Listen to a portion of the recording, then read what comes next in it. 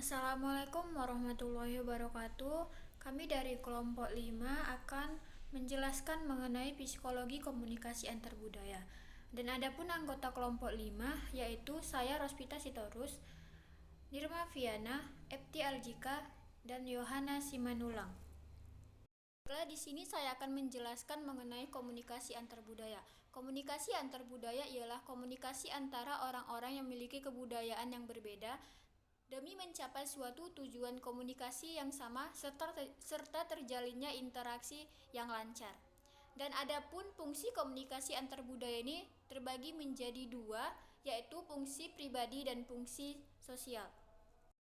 Fungsi pribadi ialah fungsi yang ditunjukkan melalui perilaku komunikasi yang bersumber dari seorang individu.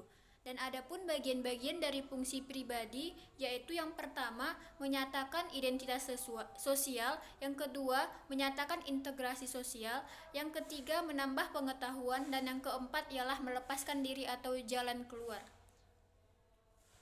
Dan adapun fungsi sosial terbagi menjadi 4. Yang pertama yaitu fungsi pengawasan. Di dalam kegiatan pengawasan ini, kegiatan komunikasi antar budaya terjadi ketika komunikator dan komunikasi yang berbeda kebudayaannya.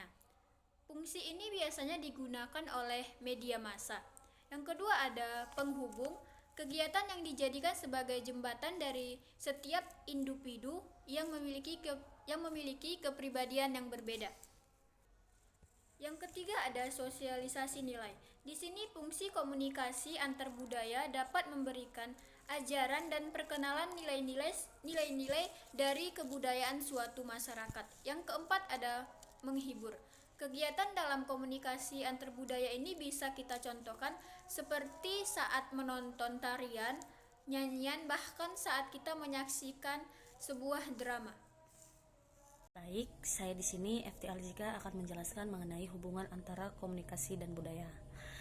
Jadi sebelum kita membahas lebih jauh tentang hubungan antara komunikasi dan budaya, mari kita periksa konsep pertama budaya yang beserta hubungannya dengan komunikasi secara lebih rinci.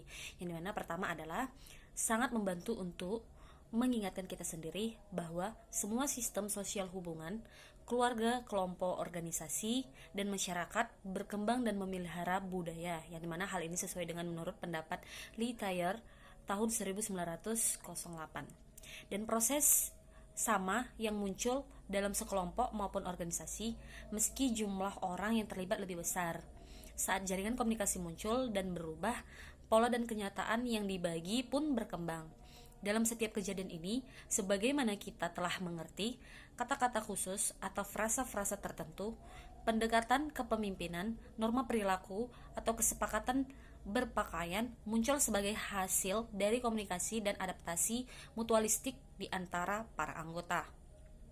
Dan di dalam masyarakat, seperti di dalam sistem sosial lainnya, komunikasi adalah sarana melalui mana individu-individu menciptakan, berbagi, dan melenggangkan budaya. Pola komunikasi verbal dan nonverbal yang sama, orientasi keagamaan, politik gender, perkawinan, membesarkan anak, suku, dan sisi kehidupan sosial lainnya adalah juga yang menjadi bagian dari budaya di setiap masyarakat.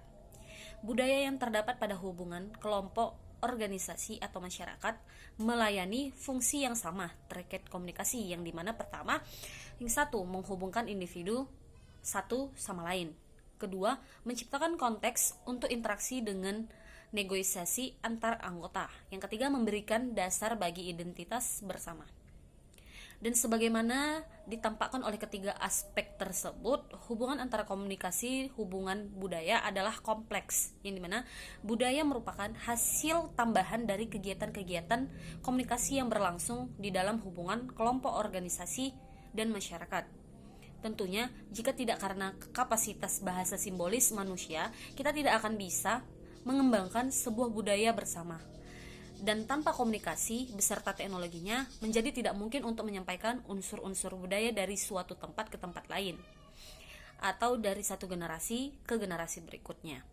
Pada waktu yang bersamaan, pilihan, pola, dan perilaku komunikasi perseorangan kita berkembang saat kita beradaptasi kepada tuntutan. Globalisasi dan komunikasi antar budaya.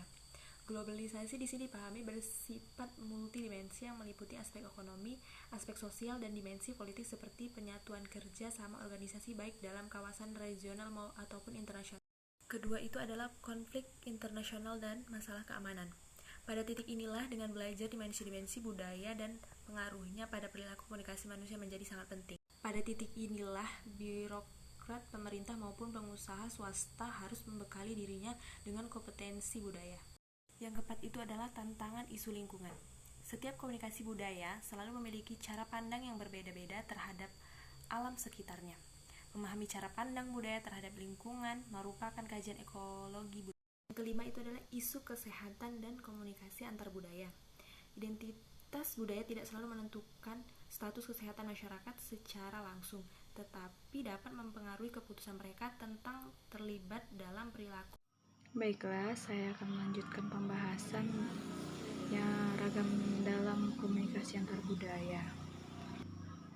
Ada beberapa ragam dalam komunikasi yang sangat penting yang merupakan rujukan dalam komunikasi antar budaya, yaitu yang pertama, komunikasi antar pribadi, yaitu atau interpersonal communication, yaitu komunikasi yang terjadi dalam diri seseorang yang berupa proses pengelolaan informasi melalui panca indera dan sistem syaraf manusia. Yang kedua yaitu ada komunikasi antar pribadi atau interpersonal communication, yaitu komunikasi yang dilakukan seseorang dengan orang lain dengan corak komunikasinya lebih bersifat pribadi. Yang ketiga itu ada komunikasi kelompok atau group communication. Komunikasi ini yang berlangsung secara berkelompok.